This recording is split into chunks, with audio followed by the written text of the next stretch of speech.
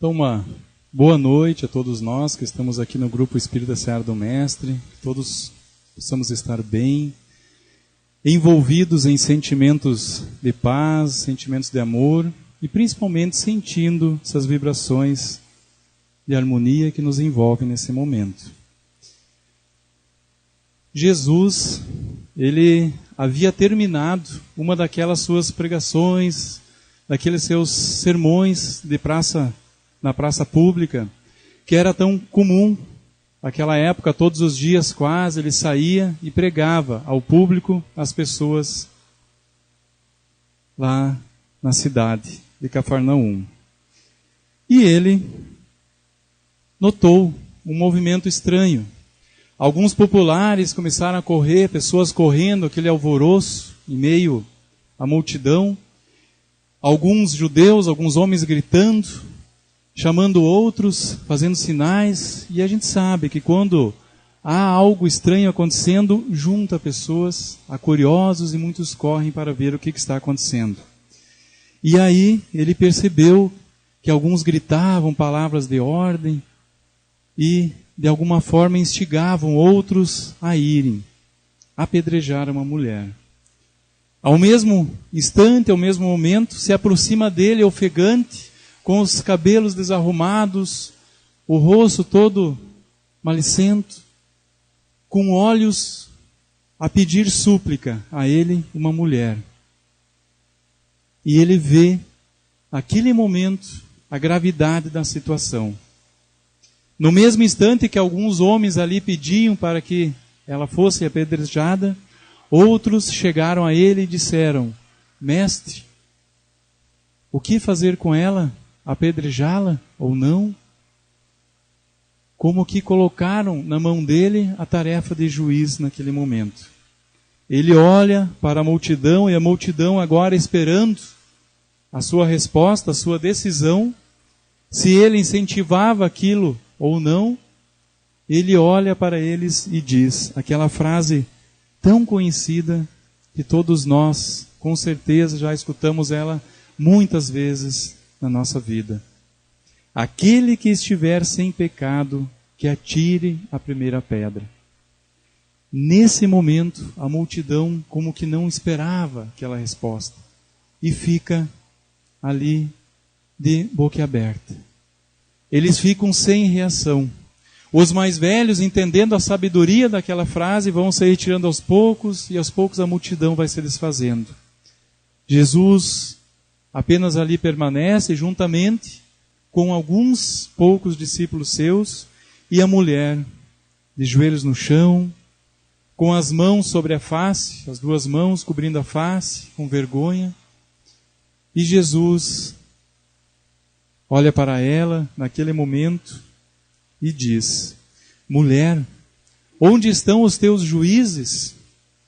E ela olha para Jesus com um olhar de gratidão, reconhecendo o amparo, porque se não fosse a ajuda de Jesus, ela, naquele momento, seria assassinada ali. Porque era costume daquele povo. E então, ela apenas, correndo algumas lágrimas do seu rosto, com aquele olhar de reconhecimento, não responde nada. E Jesus continua, dizendo a ela: Ninguém te condenou. Também eu não te condeno. Vais e não peques mais. Naquele momento, aquela mulher, ela sente algo diferente. Uma nova chance para a sua vida. Uma nova oportunidade, algo novo nascendo dela, um sentimento novo. Não só a gratidão, mas principalmente um despertar para ela.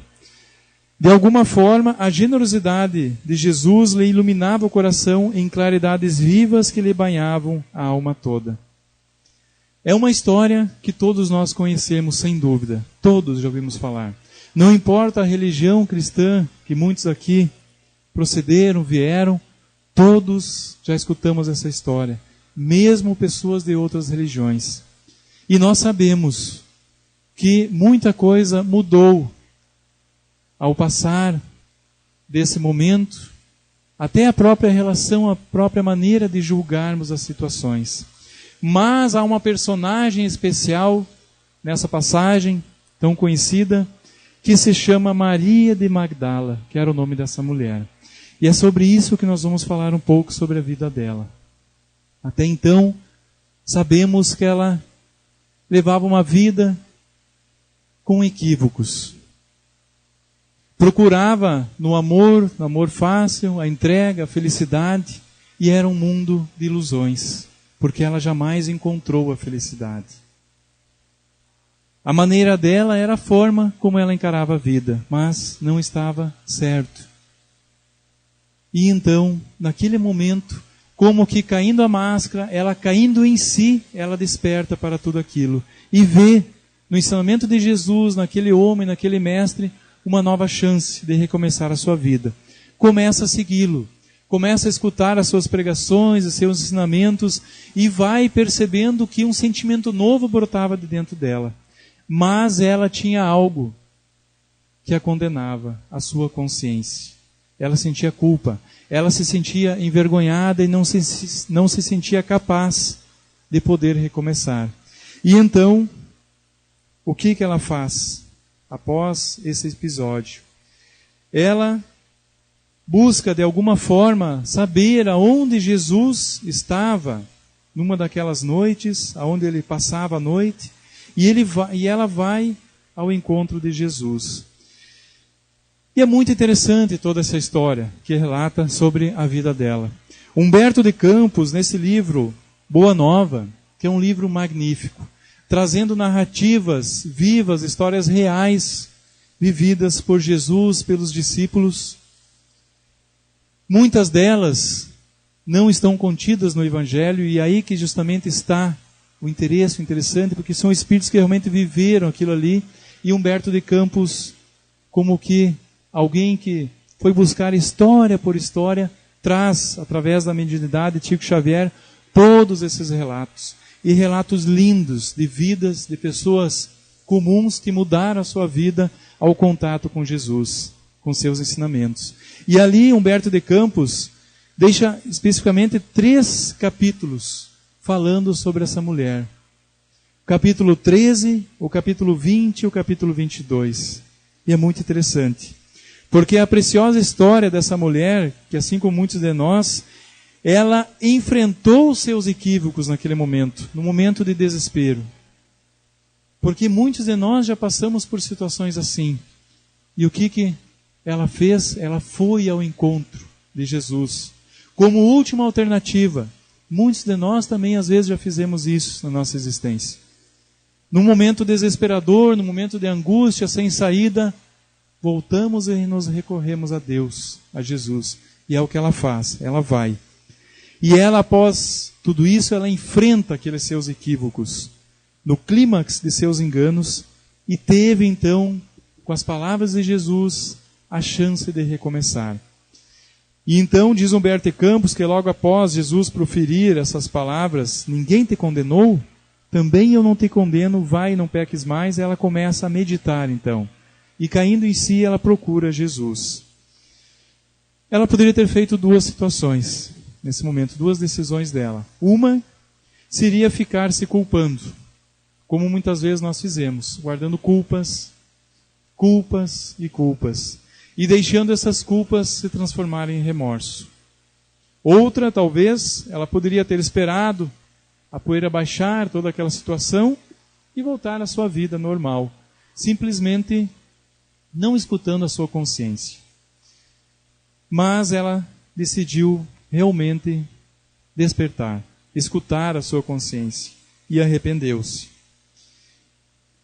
E aí nós vamos entender um fato, uma situação. Em primeiro lugar, antes de nós relatarmos novamente o encontro dela com Jesus, onde ela vai à busca de Jesus.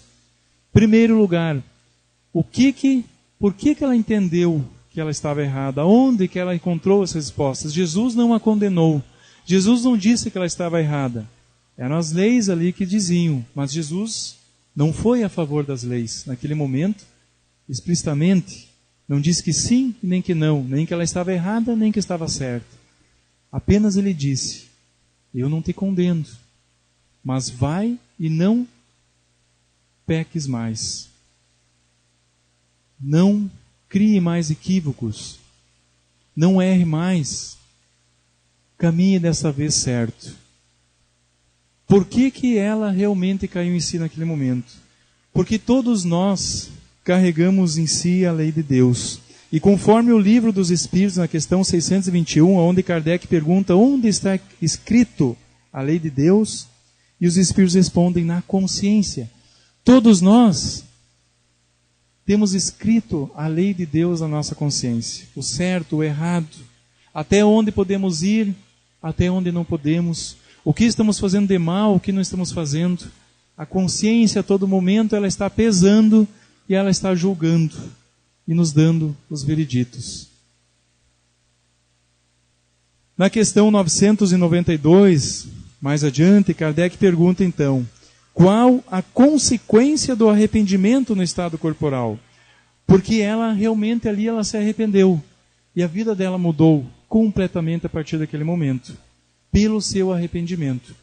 E aí Kardec perguntando aos espíritos qual a consequência do arrependimento ainda na vida corporal, aqui, eles respondem, avançar, já na vida presente se ainda houver tempo para reparar suas faltas.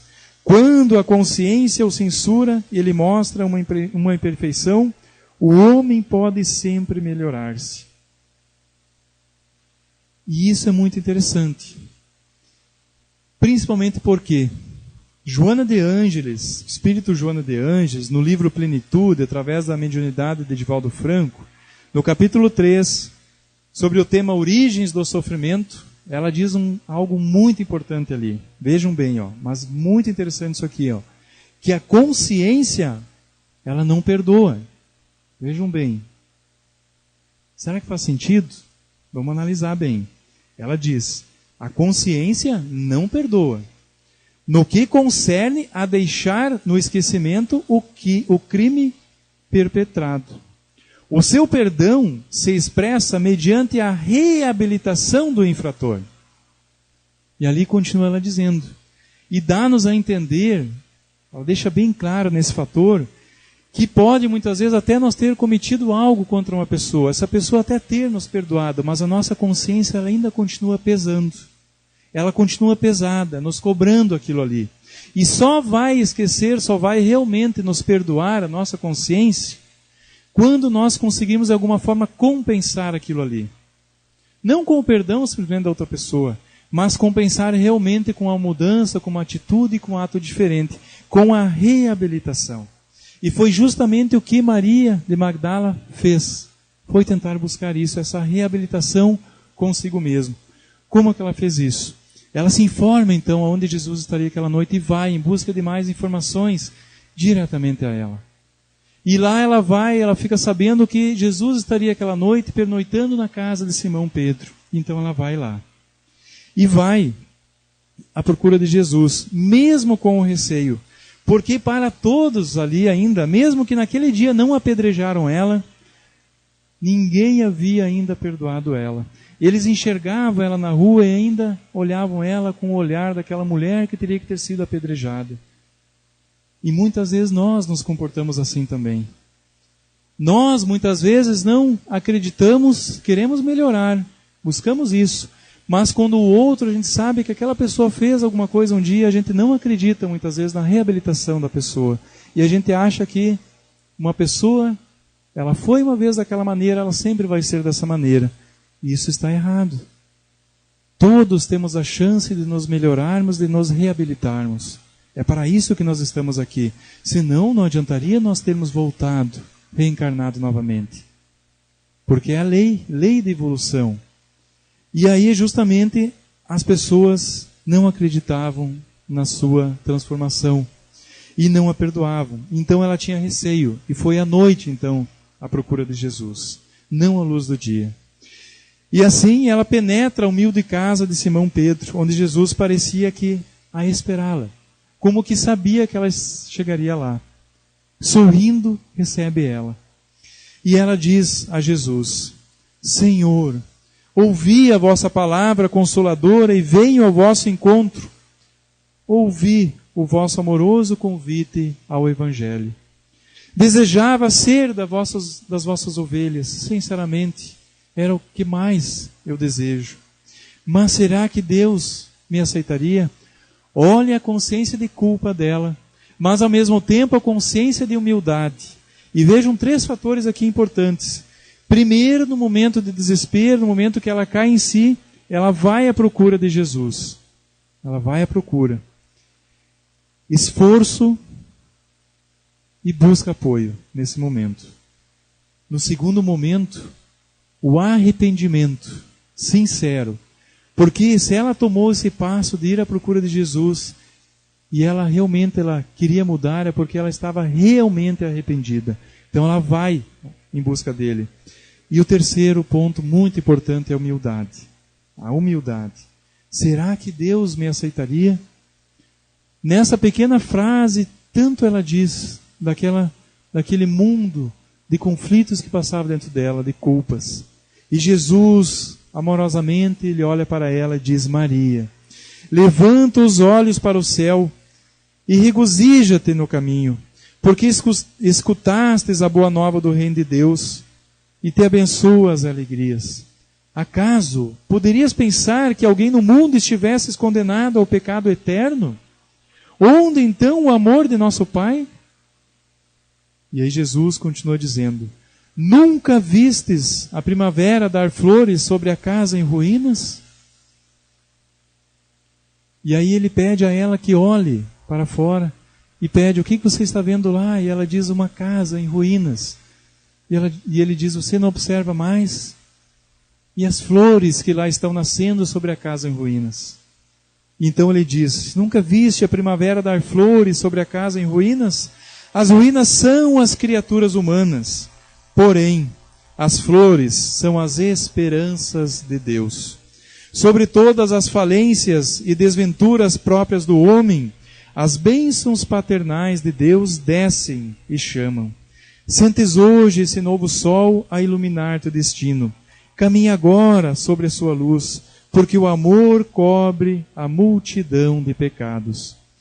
E aí Jesus diz uma das frases mais importantes dessa passagem da vida dela, que marcou profundamente a sua existência nesse momento, como que dando um roteiro a ela, para então se perdoar. Diz ele: trabalha sempre, sem amarguras e sem ambição, com os júbilos do sacrifício. Só o amor que renuncia sabe caminhar para a vida suprema. E então ela entendeu. E se nós agora, com essas palavras de Jesus, buscarmos novamente a frase de Joana de Andes, nós vamos entender: a consciência não perdoa. No que concerne a deixar no esquecimento o crime praticado, o seu perdão se expressa mediante a reabilitação do infrator. Trabalhar, então, sem amarguras, buscar, então, a reabilitação. A nossa consciência, ela precisa reabilitar-se perante a vida. Para nós entendermos como que ela funciona, de uma forma, uma metáfora, apenas para a gente poder entender. É como se na nossa consciência houvesse aquela balança da justiça lá assegurando. Uma balança. Onde ali está nossos erros, as nossas culpas pesando. Para buscar aquele equilíbrio, nós precisamos colocar no outro lado da balança algo que compense essas culpas e esses erros. E como que se dá isso? Algo que tenha o mesmo peso ou até mais. O trabalho no bem, a caridade, o esforço próprio de mudança, o arrependimento sincero, a renúncia, o amor ao próximo, a doação própria, a reforma íntima, as mudanças. E aí, deixar que o tempo faça o seu papel, a sua função. Só assim nós vamos conseguir. Porque mesmo que nós conseguimos o perdão daquela pessoa que ofendemos, mesmo que as circunstâncias mudam e se tornem tão favoráveis, aquele sentimento de culpa se carregado lá no fundo e não trabalhado, ele vai lá permanecer. E todos nós sabemos o quanto mal nos faz carregarmos culpa. Principalmente quando a culpa não é trabalhada e se transforma em remorso. É bem interessante, porque a culpa, ela é um sentimento natural do ser humano. Todos sentimos quando nos reconhecemos em erro. Quando reconhecemos que fizemos algo errado, que não estava legal. A gente sente a culpa. No primeiro instante a gente tenta refazer aquela situação, desfazê-la. Mas quando a gente não trabalha e vai alimentando ela, alimentando, e não toma uma posição diferente, ela vira remorso. E remorso seria, talvez, comparando, uma culpa que estragou. Uma culpa que azedou dentro de nós, vamos assim dizer. E isso nos faz mal. Isso nos faz muito mal. A própria medicina hoje diz o quanto as pessoas que carregam sentimentos de mágoas, culpas, rancores, o quanto mal faz no equilíbrio, na questão do desequilíbrio do nosso corpo. Desequilibrando células, tornando-nos pessoas amargas, porque uma pessoa que carrega culpa, uma pessoa que carrega mágoas, ela não consegue nunca estar bem, porque ela não está bem consigo mesmo. Então, é aquela pessoa que sempre está carregando uma máscara. Talvez ela esteja mostrando para a sociedade, para as pessoas que ela está bem, mas por dentro ela não está bem. E aí a gente vai ver que muitas vezes situações de depressão, situações muitas vezes que vão ao extremo, como o caso do suicídio, muitas vezes lá no fundo está uma mágoa ou uma culpa que não foi trabalhada. E aí são situações lastimáveis que a gente sabe o quanto traz de sofrimento para aquela pessoa que muitas vezes cometeu aquele ato impensado, o suicídio, e vai continuar sofrendo muito mais, então, devido ao seu ato no plano espiritual. E aí nós vamos ver ainda outro exemplo tão marcante à época de Jesus. Pedro e Judas. Nós vamos ver duas histórias semelhantes até determinado ponto. Os dois, de igual maneira. Pedro tinha confiança plena de Jesus. Era como que, dentre todos aqueles discípulos e amigos de Jesus, o mais próximo, aquele a quem Jesus mais depositava amor, porque Pedro depositava uma confiança e um amor a Jesus muito grande. Então Jesus tinha um carinho em especial por ele. E Pedro sabia disso. Pedro também o amava profundamente e sempre estava ao seu lado, a defendê-lo, a ajudá-lo, trabalhando arduamente. Mas, na hora derradeira, naquele momento, talvez aquele momento que Jesus mais precisava como apoio, e o momento realmente de que Pedro podia demonstrar e provar ali naquele instante a sua fé, ele nega Jesus. E ele tem 3 chances e nas 3 chances ele falha. Quando o galo canta, ele lembra que Jesus disse a ele. E ele então cai em si. E sai chorando copiosamente, ele sai chorando amargamente, com aquele sentimento de amargura, de culpa, naquele instante pelo que ele havia feito. Judas, ele olhava Jesus e entendia a Jesus como sendo um novo governante dos judeus. Talvez um novo rei, alguém que levantaria uma revolta à massa e mudaria aquela situação, aquele cenário de escravidão. Ele via em Jesus um líder que mudaria toda a posição do povo e quem sabe tiraria então naquele instante a situação de escravidão do povo. Então era nesse sentido que ele via Jesus. E de alguma forma tentando forçar uma situação em que Jesus teria que tomar uma decisão, ele, alimentado ainda pela sua ambição, vende aquela informação pelas moedas de prata. Ao dar-se conta também, ele chora amargamente e percebe o erro que ele havia cometido, porque Jesus não reagiu. Ele não havia entendido que o reino de Jesus, que ele tanto falava, não era deste mundo, mas era o reino do coração, dentro de nós, dos sentimentos, um reino melhor, o reino de Deus. Então ele percebe-se e a ficha cai. Os dois, então, naquele instante, trabalhando o sentimento de culpa neles. Qual a diferença dos dois? Pedro assume o seu erro, arrepende-se e trabalha, então, intensamente, muito mais do que ele já trabalhava. Humildemente ele reconhece o erro, mas ele não desiste de Jesus. Ele vai em busca da correção, do trabalho. Cria em seu lar a casa do caminho, que começa a abrigar doentes e trabalha intensamente em prol do Evangelho do Cristo. Judas, não. Ele fica alimentando aquele remorso. e comete o ato do suicídio. Aí a diferença. Trabalhar em nós o perdão. Um soube trabalhar o perdão, outro não. E foi justamente o que Maria de Magdala fez. Trabalhar. Em favor do próximo, expandindo o amor que brotava-lhe o peito. Continua narrando no livro Boa Nova, Humberto de Campos, que mais tarde, depois da gloriosa visão do Cristo ressuscitado, e aí há um terceiro momento, vejam bem, Jesus aparece depois que ele havia sido dado já como morto. Maria de Magdala vai lá visitar o túmulo, levando flores, à procura de Jesus, chega lá e não o encontra. Ele podia ter encontrado qualquer um, outros tantos amigos próximos a ele, mas quem que ele encontra? Maria de Magdala, a primeira pessoa a vê-lo, naquele instante. Vejam bem, a fé que ela tinha, o merecimento, e foi ela a portadora da notícia, porque foi a primeira pessoa a procurar dar notícia.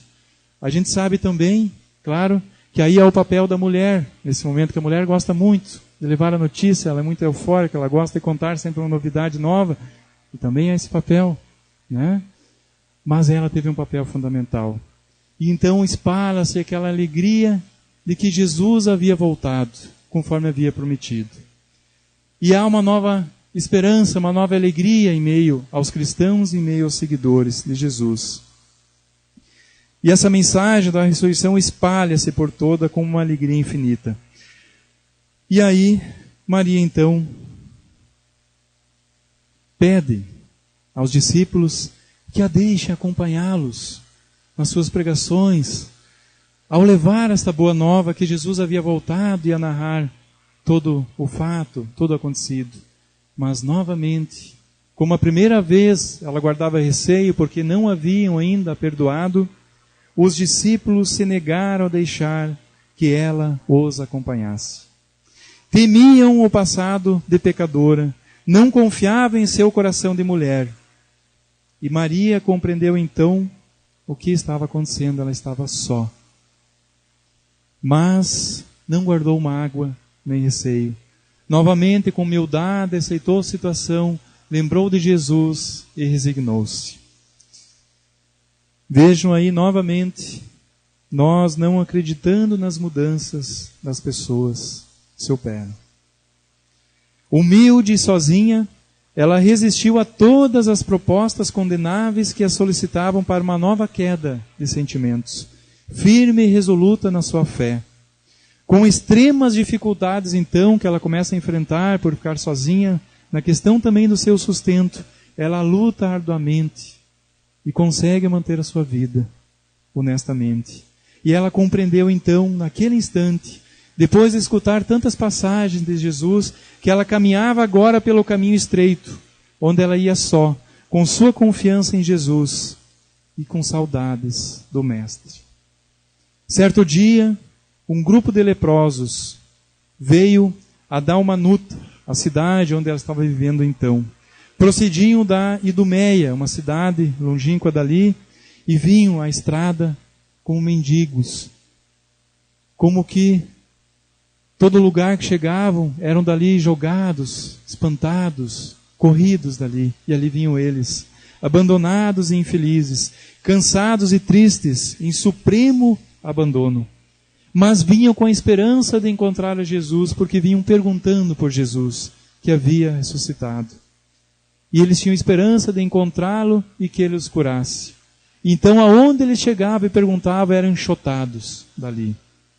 Mas, ao encontrá-la, Maria de Magdala, ela os acolhe. Acolhe-os como filhos.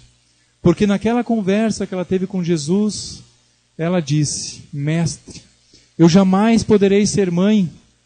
Como me perdoar referente a isso? E Jesus disse: olha ao teu redor, Maria. Todos no mundo podem ser seus filhos. Basta você querer.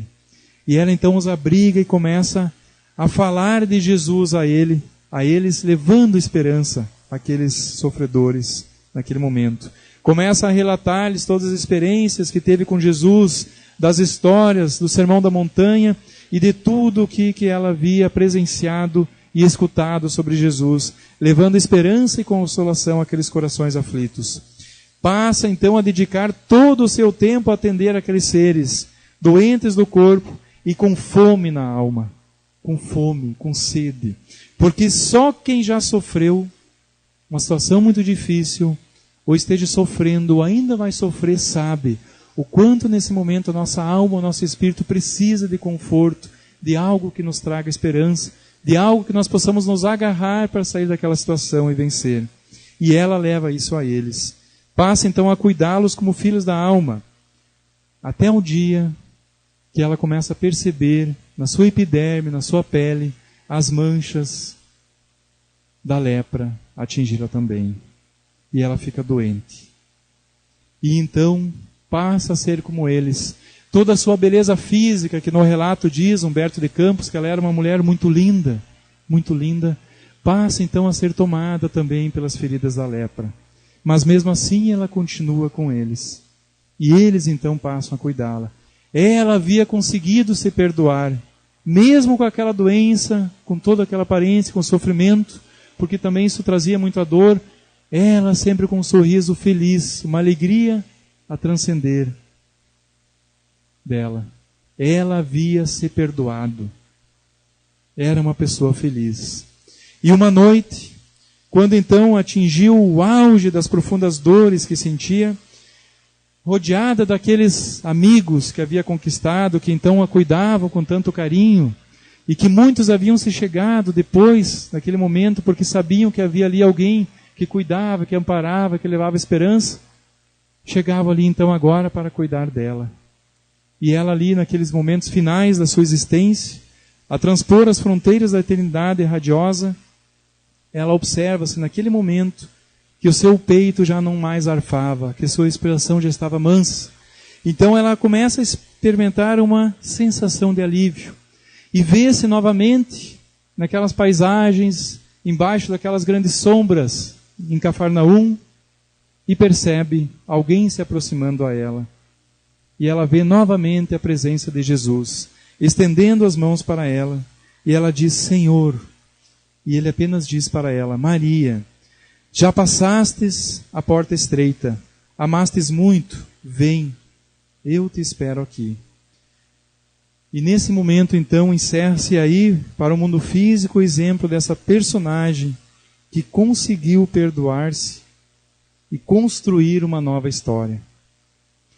Muitas vezes nós vamos perceber, porque todos nós, com certeza, no processo de autoiluminação, quando a gente começa a despertar realmente para as grandes mudanças que precisamos fazer, nós vamos ver quantas vezes ainda nós carregamos culpas em nós.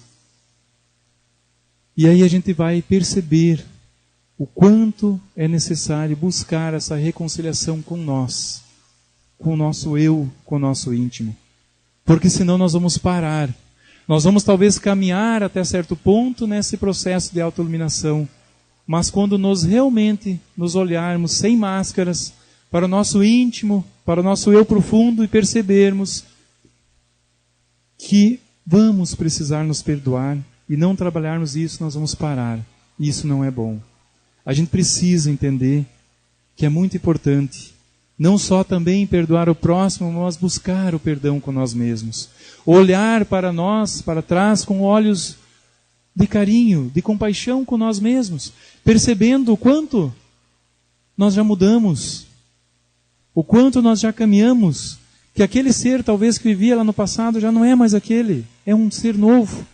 E colocar esse peso também na balança, para que a nossa consciência possa nos perdoar e não apenas mais nos cobrar. Porque nós ainda carregamos, talvez em nós, no inconsciente, a presença,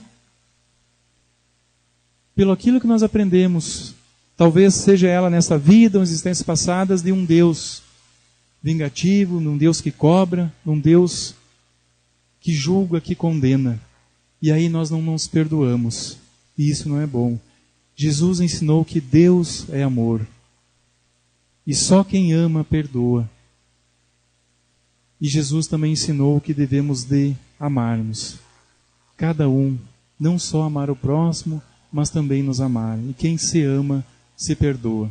Muito obrigado a todos e que possamos ficar em paz.